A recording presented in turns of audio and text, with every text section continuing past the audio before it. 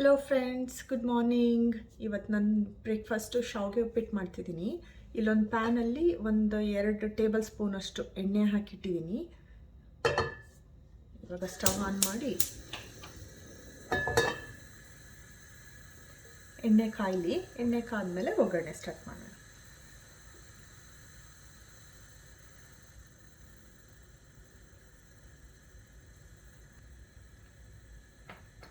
ಎಣ್ಣೆ ಕಾದಿದೆ. ಸ್ವಲ್ಪ ಸಾಸಿವೆ,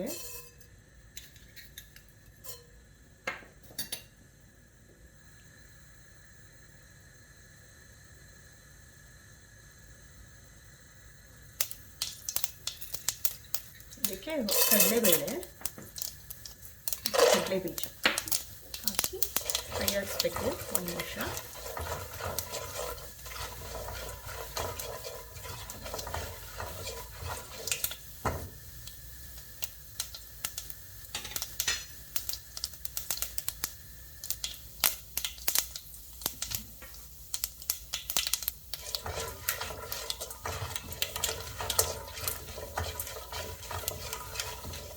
ಆಗಿದೆ. ಇವಾಗ ಇದಕ್ಕೆ ಚಿಲ್ಲಿ, ಕರಿಬೇವು ಮತ್ತು ಆನಿಯನ್ ಹಾಕ್ತಾಯಿದ್ದೀನಿ.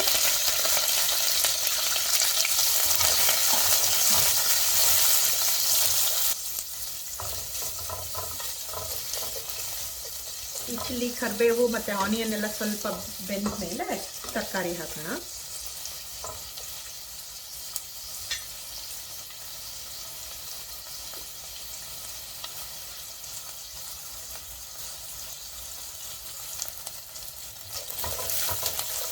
ಆನಿಯನ್ ಬೆಂದಿದೆ. ಇವಾಗ ತರಕಾರಿಗಳು ಹಾಕ್ತೀನಿ. ನಾನಿಲ್ಲಿ ಕ್ಯಾರೆಟು ಮತ್ತು ಬೀನ್ಸು ಚಿಕ್ಕದಾಗಿ ಸಣ್ಣದಾಗಿ ಕಟ್ ಮಾಡಿ ಇಟ್ಕೊಂಡಿದ್ದೆ. ಸೊ ಅದನ್ನು ಹಾಕ್ತಿದ್ದೀನಿ. ನೀವು ಏನು ಬೇಕಾದರೂ ತರಕಾರಿ ಹಾಕ್ಬೋದು. ಕ್ಯಾಪ್ಸಿಕಮ್ ಹಾಕ್ಬೋದು. ನಿಮ್ಗೆ ಏನು ಇಷ್ಟನೋ ಹಾಕ್ಕೊಳ್ಳಿ ತರಕಾರಿ. ಏನು ಹಾಕಿದ್ರೂ ಚೆನ್ನಾಗಿರುತ್ತೆ ಶಾವಿಗೆ ಉಪ್ಪಿಟ್ಟಿಗೆ.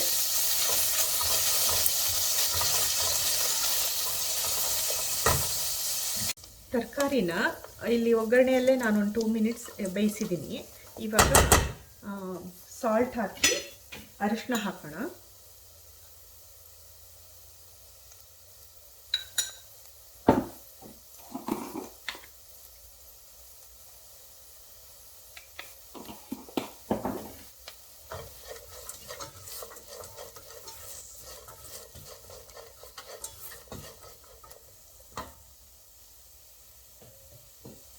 ನಾನು 2 ಕಪ್ ಶಾವಿಗೆ ಹಾಕ್ತಿದ್ದೀನಿ. ಸೊ 2 ಕಪ್ ಶಾವಿಗೆಗೆ 3 ಕಪ್ಪಷ್ಟು ನೀರು ತೊಗೊಂಡಿದ್ದೀನಿ. 1 ಕಪ್ ಶಾವಿಗೆಗೆ 1.5 ಕಪ್ ನೀರು ತೊಗೊಳ್ಳಿ ಮೆಷರ್ಮೆಂಟು.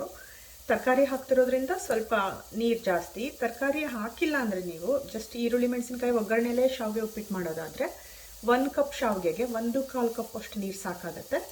ಇಲ್ಲಿ ತರಕಾರಿ ಹಾಕ್ತಿರೋದ್ರಿಂದ ಅದು ಬೇಯೋಕ್ಕೆ ಸ್ವಲ್ಪ ನೀರು ಬೇಕು. ಅದಕ್ಕೆ ಸ್ವಲ್ಪ ಜಾಸ್ತಿ ನೀರು ಹಾಕ್ತಿದ್ದೀನಿ.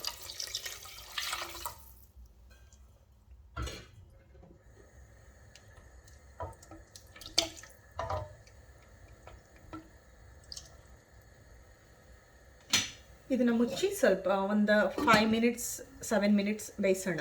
ತರಕಾರಿ ಬೇಯಲಿ, ಸ್ವಲ್ಪ ಸಾಫ್ಟ್ ಆಗಲಿ.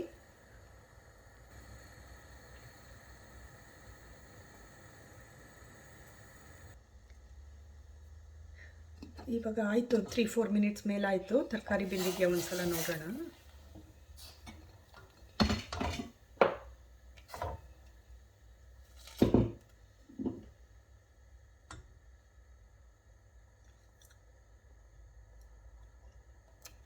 ಇನ್ನು ಒಂದು ಸ್ವಲ್ಪ ಬೇಯಬೇಕಿದೆ. ಸೊ ಸ್ವಲ್ಪ ಫ್ಲೇಮ್ ಜಾಸ್ತಿ ಮಾಡೋಣ. ಇನ್ನೊಂದು 2 ನಿಮಿಷ ಬೇಯಿಸೋಣ.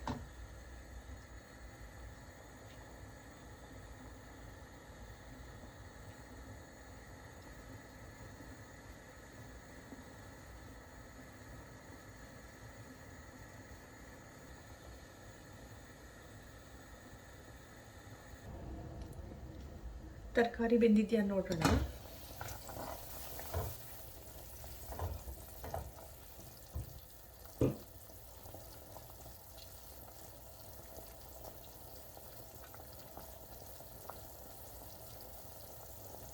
ಬೆಂದಿದೆ. ಬೀನ್ಸು ಕ್ಯಾರೆಟ್ ಎಲ್ಲ ಬೆಂದಿದೆ ಚೆನ್ನಾಗಿ. ಇವಾಗ ಶಾವಿಗೆ ಆ್ಯಡ್ ಮಾಡೋಣ.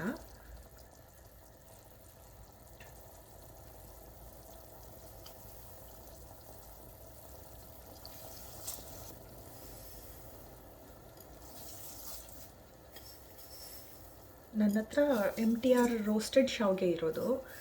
ನಿಮ್ಮ ಹತ್ರ ಶಾವಿಗೆ ರೋಸ್ಟೆಡ್ ಇಲ್ಲ ಅಂದರೆ ಶಾವಿಗೆನ ಒಗ್ಗರಣೆ ಹಾಕೋಕ್ಕೆ ಮುಂಚೆನೇ ಸ್ವಲ್ಪ ಫ್ರೈ ಮಾಡ್ಕೊಳ್ಳಿ. 1-2 ಚಮಚ ಎಣ್ಣೆ ಹಾಕಿ, ಚಿಕ್ಕದು 2 ಚಮಚ ಎಣ್ಣೆ ಅಥವಾ ಒಂದು ಸ್ವಲ್ಪ ತುಪ್ಪ ಹಾಕಿ ಶಾವಿಗೆನ ರೋಸ್ಟ್ ಮಾಡಿಕೊಂಡು ಇಟ್ಕೊಳ್ಳಿ. ಅದು ತಣ್ಣಗಾದಮೇಲೆ ನೀವು ಒಗ್ಗರಣೆ ಹಾಕೋಕ್ಕೆ ಸ್ಟಾರ್ಟ್ ಮಾಡಿ. ಸೊ ಚೆನ್ನಾಗಿರುತ್ತೆ. ನನ್ನ ಹತ್ರ ಆಲ್ರೆಡಿ ರೋಸ್ಟೆಡ್ ಇರೋದ್ರಿಂದ ನಾನು ಅದನ್ನೇ ಯೂಸ್ ಮಾಡ್ತಿದ್ದೀನಿ. ಶಾವಿಗೆ ಹಾಕಿ 1-2 ನಿಮಿಷ ಇವಾಗ ಬೇಯಕ್ಕೆ ಬಿಡಬೇಕು. ಅದನ್ನು ಲಿಡ್ ಮುಚ್ಚಿ ಬೇಯಿಸೋಣ. ಶಾವಿಗೆ ಬೇಯಲಿ ನೀರಲ್ಲಿ.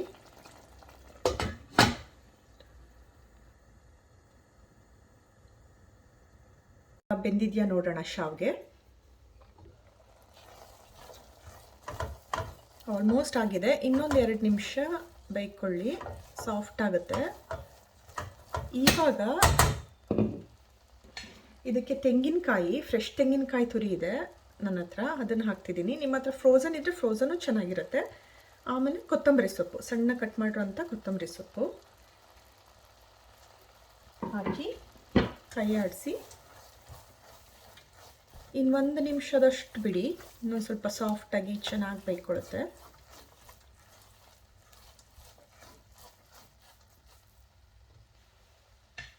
ಲಿಡ್ ಮುಚ್ಚಿ 1 ನಿಮಿಷ ಬೇಯಿಸ್ತೀನಿ ಲೋ ಫ್ಲೇಮಲ್ಲಿ.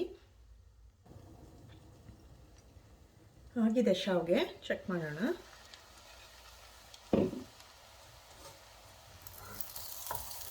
ಶಾವಿಗೆ ಪರ್ಫೆಕ್ಟಾಗಿ ಬೆಂದಿದೆ.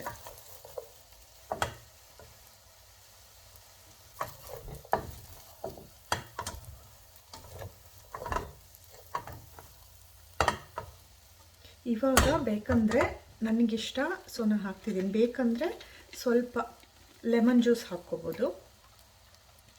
ಫ್ರೆಶ್ ಲೆಮನ್ ಜ್ಯೂಸ್ ಹಾಕ್ಬೋದು, ಇಲ್ಲ ನೀವು ರೆಡಿ ಲೆಮನ್ ಜ್ಯೂಸ್ ತಂದರೆ ಅದನ್ನು ಹಾಕಿ ಲೆಮನ್ ಜ್ಯೂಸ್ ಹಾಕಿ ಮಿಕ್ಸ್ ಮಾಡೋದು.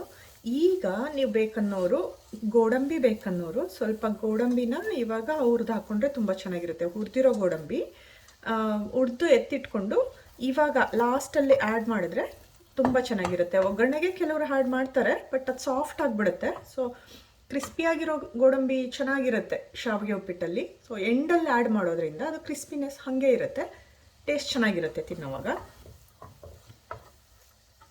ಸೊ ಶಾವಿಗೆ ಉಪ್ಪಿಟ್ಟು ರೆಡಿ. ಸ್ಟವ್ ಆಫ್ ಮಾಡೋಣ.